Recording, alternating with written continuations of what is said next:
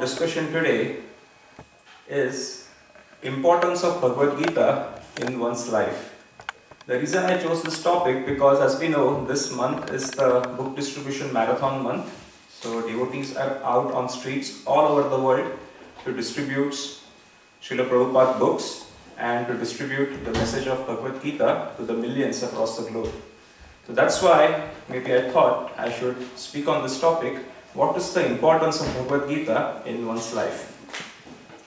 So as we all know that around 5,000 years back, there was a great war that took place called Mahabharata.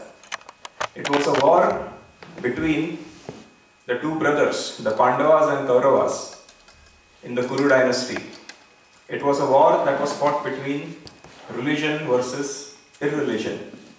And where was this war fought? On the battlefield of Kurukshetra.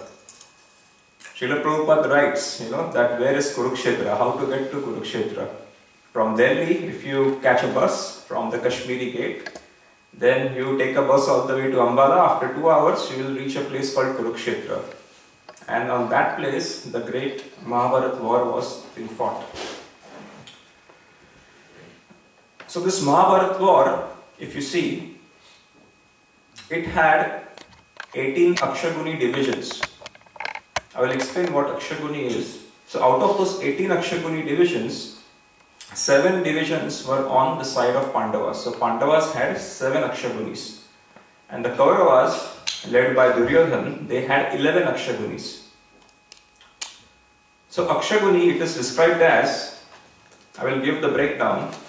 So 1 elephant, 1 chariot, 3 horses and 5 foot soldiers make 1 patti.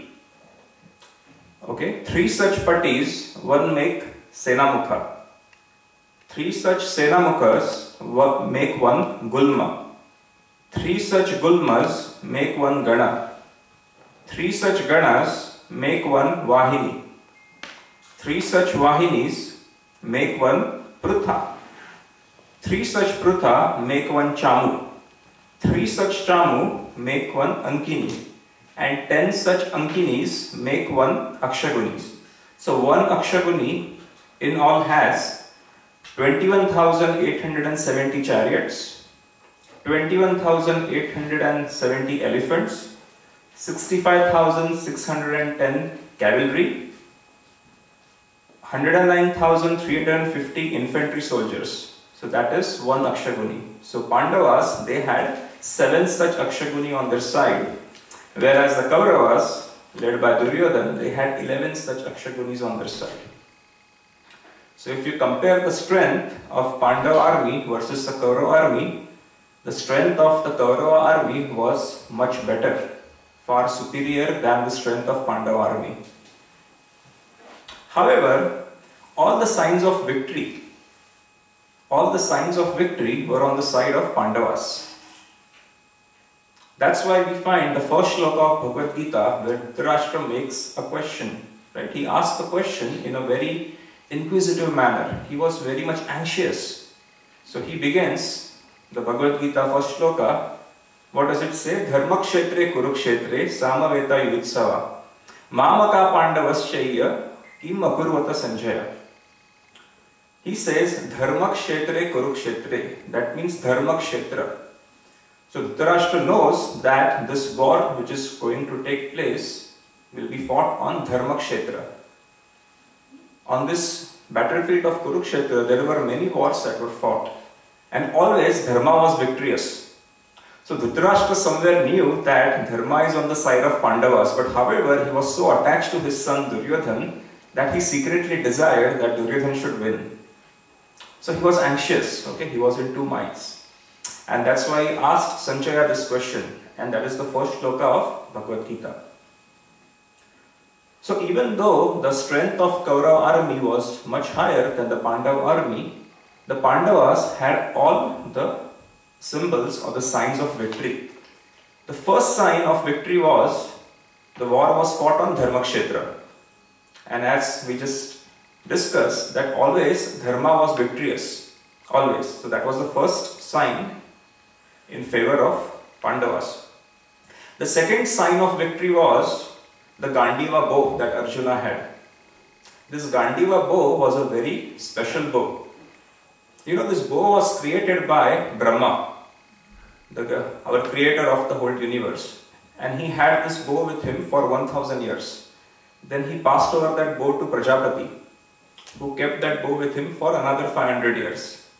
Then he passed that bow to Indra, who kept with him for another 5000 years. Then the bow was handed over to Varuna, who kept the bow with him for another few thousand years. And then finally Varuna, the demigod Varuna, he handed the bow to Arjuna, the Gandiva bow, the invincible Gandiva bow. So that was the second sign of victory on the side of Pandavas. The third sign of victory was Arjuna had a divine chariot presented to him by Agnidev. And the fourth sign of victory was Arjuna had 2 inexhaustible quivers. You know what is a quiver, right? The place where you keep all the arrows. So Arjuna had unlimited number of arrows. So that was, so these were 2 special gifts given to Arjuna by Agnidev. And you know when did Arjuna receive those gifts? When Krishna and Arjuna went out to destroy the Khandava forest. I think you must be aware of the pastime. How Pandavas were driven away from Hastinapur by the political plot that was played by Shakuni, Duryodhan and Karna, everyone. And Hastinapur was given to Duryodhan. And a dry barren land called Khandava Prastha was given to the Pandavas. And in the forest, and on that Khandava Prastha, there existed a forest, okay, where all the wild animals, all the ghosts, all the serpents, they all lived. So Krishna and Arjuna, they went and they destroyed the whole forest of Khandava. They set fire to the whole forest. And that's when what happened in that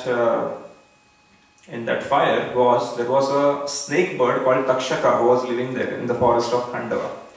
So this Takshak was not there, okay, not present at the moment. But his family was there.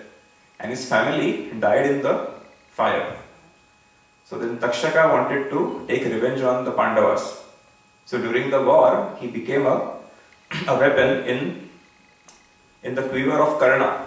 Okay, and Karna released that weapon towards Arjuna, for which Arjuna did not have any defense. He released the snake weapon, the Takshak weapon. But what did Krishna do? Krishna pressed his chariot into the ground by 1 foot, and that's why this weapon hit Arjuna's helmet, and Arjuna was saved. So this Takshak went back to Karna and he said that please take me back, and please fire me towards Arjuna for one more time. But Karna said no, once I release a weapon, I will not take it back against my Kshatriya pride, that's what Karna told Takshaka. So then what happened? His Takshaka's revenge was not fulfilled. So then how did he take his revenge? By biting Maharaj Parikshit. He became the cause of Maharaj Parikshit's departure, who is grandson of Arjuna, right? That's how he took his revenge. But the revenge story doesn't end here. Then Parikshit's son Janamajaya, he became very much angry. He wanted to take revenge on all the serpent race. So he had a fire sacrifice, and by chanting mantras, he called all the snakes, and all the snakes were drawn towards the fire sacrifice, and they were getting destroyed one by one. And Takshaka was also drawn, towards the fire sacrifice.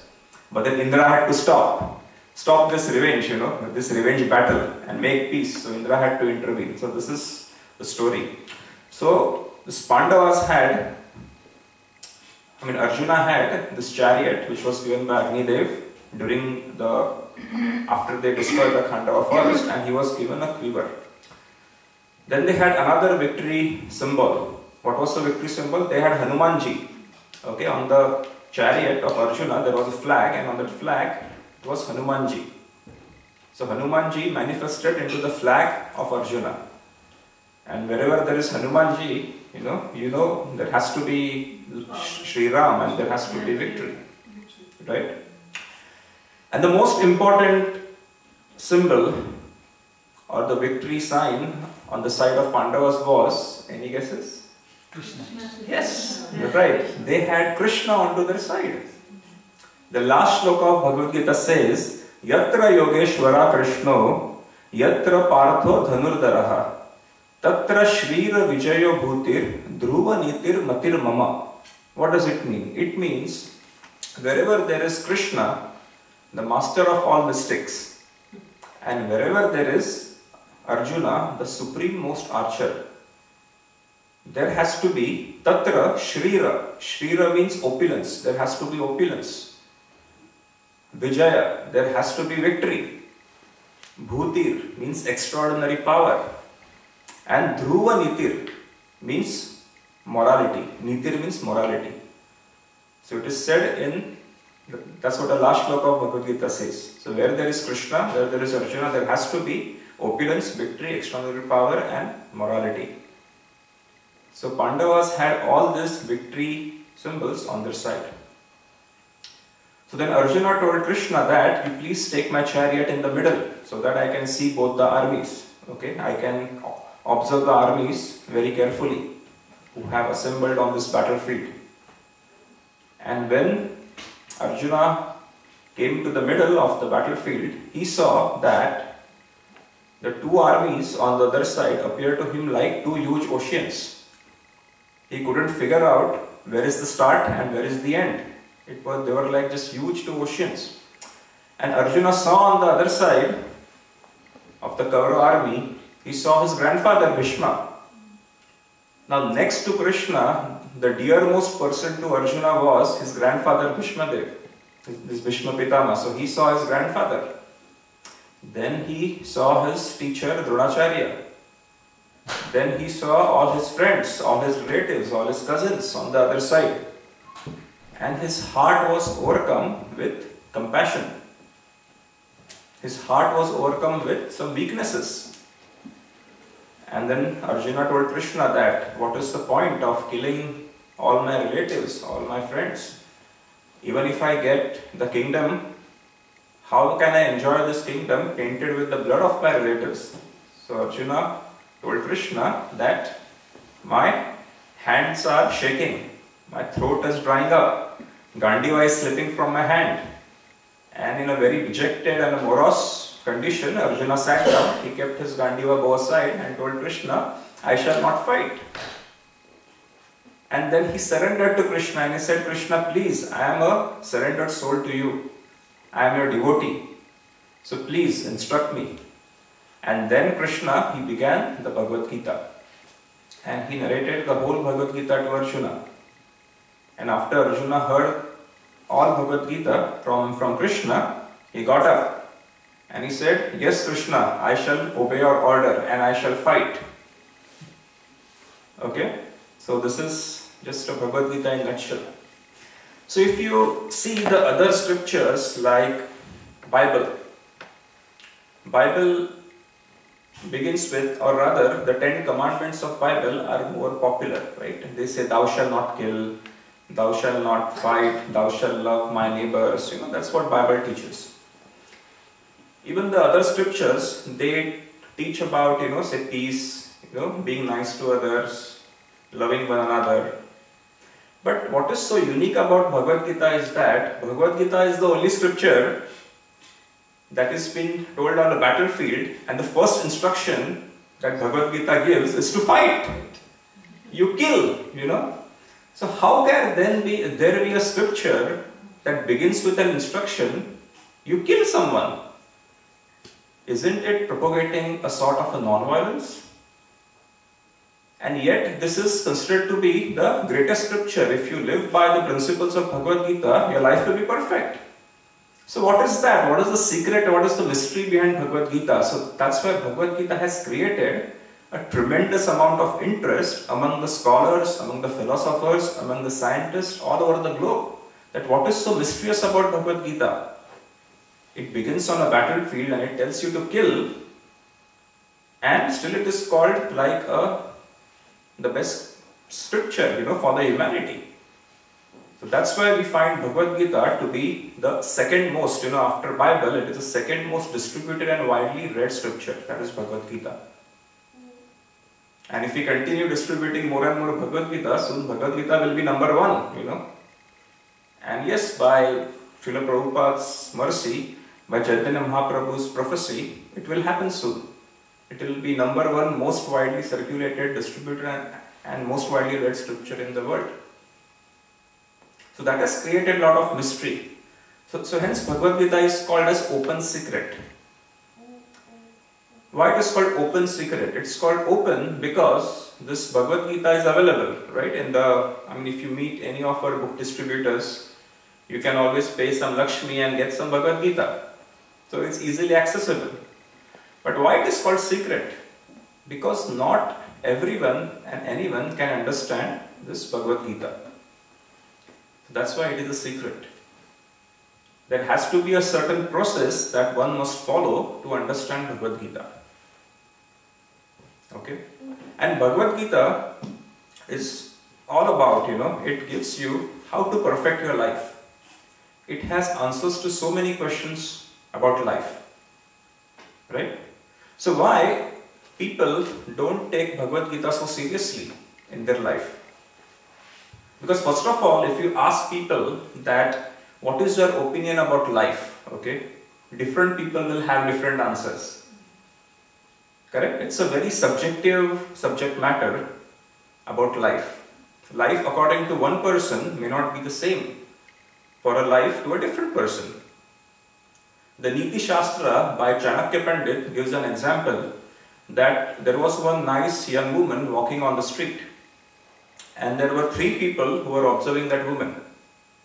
First person was a young man, second was a saint, okay, a sage, and the third was a dog, okay, who was observing that young woman.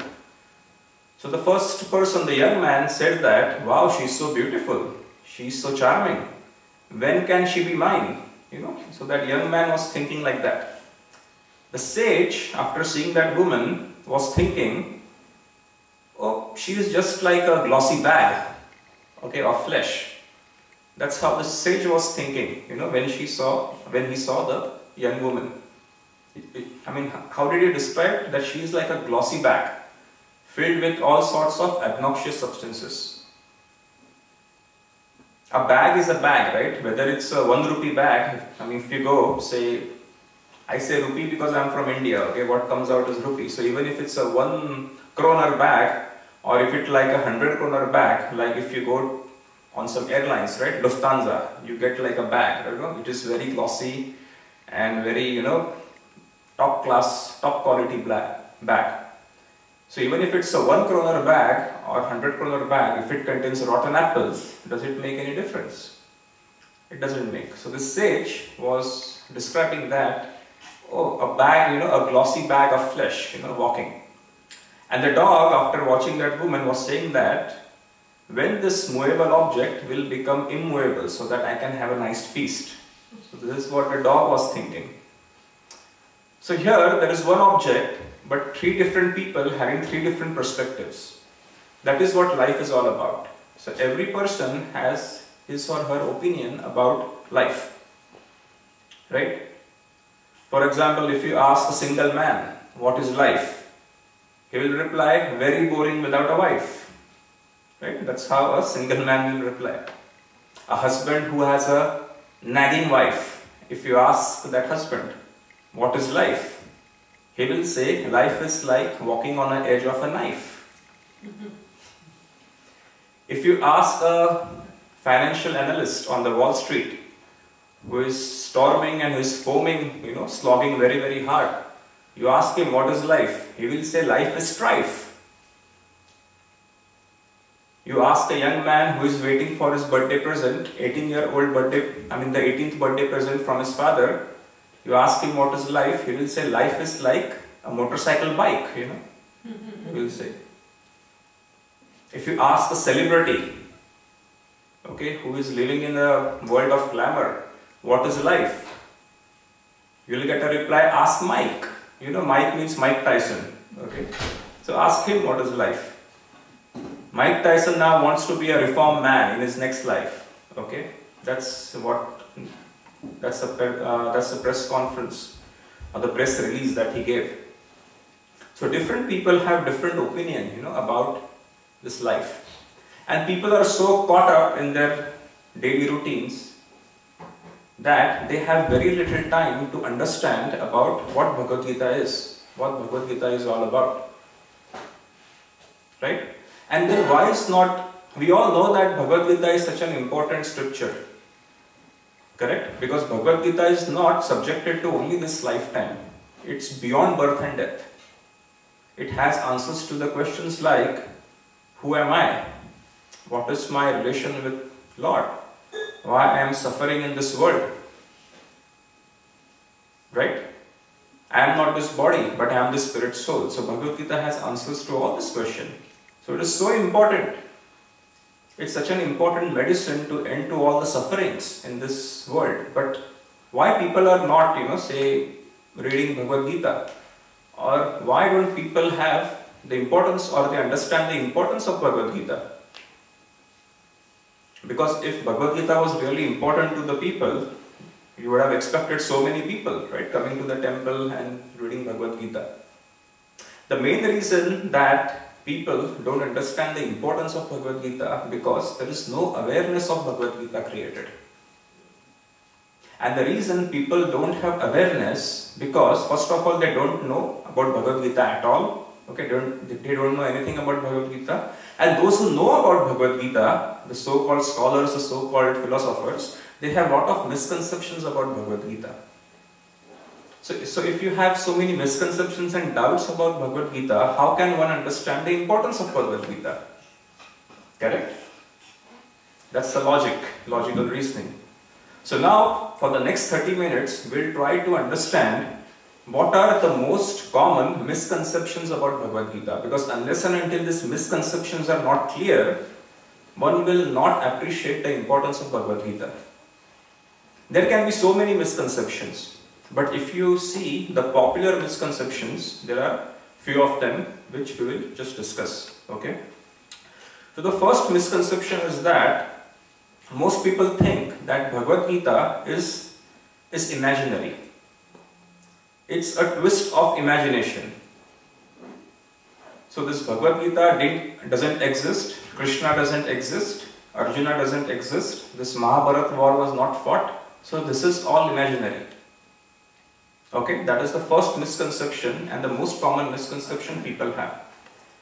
Once I was in Mumbai, because that's my hometown, so I was coming with my friend. We just had some program in the temple, and I was going to my home, and I was at this train station just talking to my friend who also attended the program with me, and we were discussing about Bhagavad Gita. We were sharing what we heard in the class.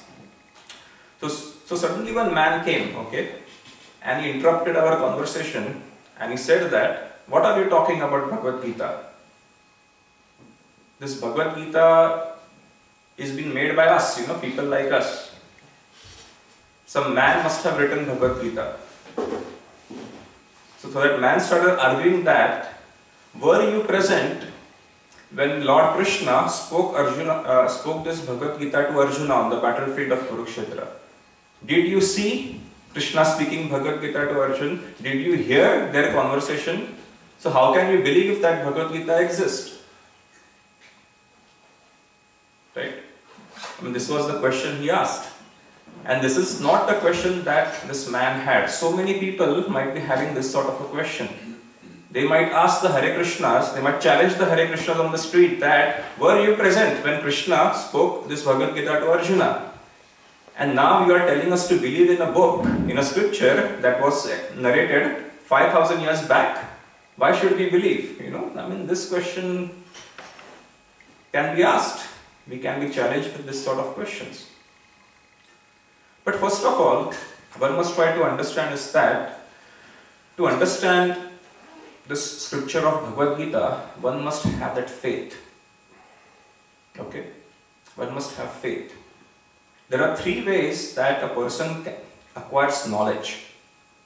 First is that he experiences it, okay, by himself.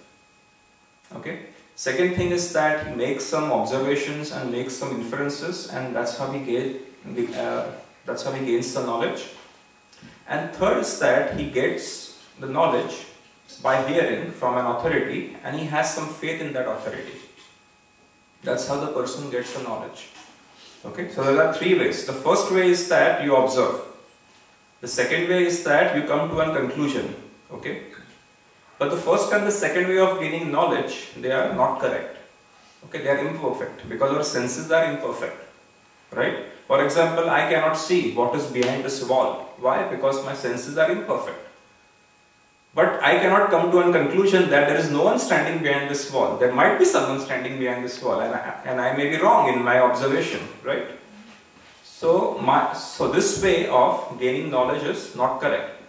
But however, someone calls me from outside, okay, and tells me that there is someone standing, behind this wall. So I have to believe him, right?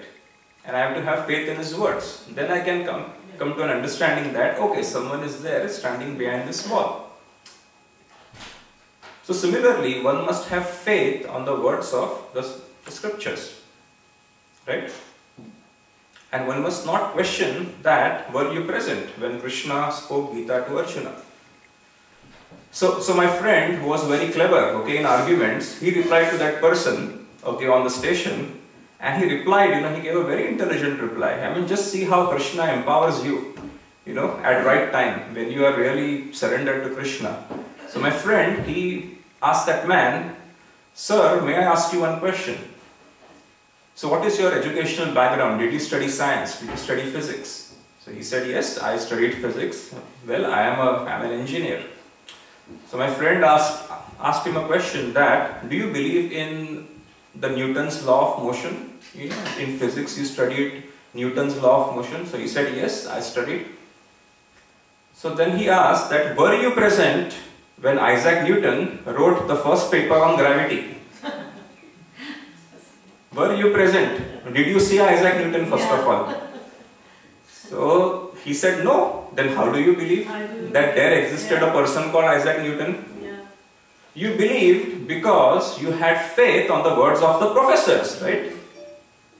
And when the professors at the university, when they tell you that so and so person called Isaac Newton existed, you so nicely you believe. And when the sages tell you that Krishna exists, why do you question? Why do you raise fingers that time? Yes. What kind of logic is this? That man fell silent, and he just walked away. Yeah. I said, amazing, what an argument, That was good.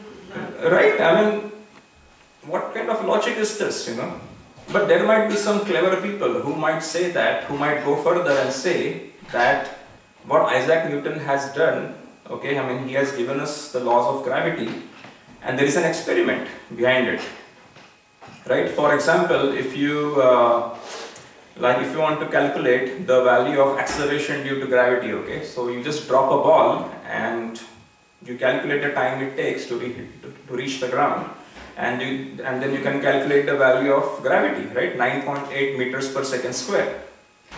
So it is a proved scientific fact, like that. So let's try to understand what is scientific and what is not scientific, okay? For any phenomena in this world to be considered to be scientific, it has to satisfy these three conditions.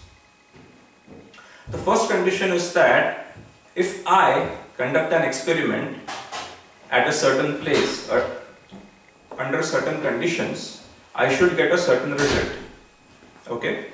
If you conduct an experiment at the same place, under same conditions, you must also get a certain result. And if anyone in the world repeats that experiment, anywhere, okay, in the world, under those same conditions, that person should also get the same result. For example, if you heat ice, okay, it turns into water. So in Copenhagen, I start heating ice, it will become water. If you start heating ice, it will become water. And anyone in the world, anywhere, okay, if they start hitting ice, that will become water. So hence it becomes like a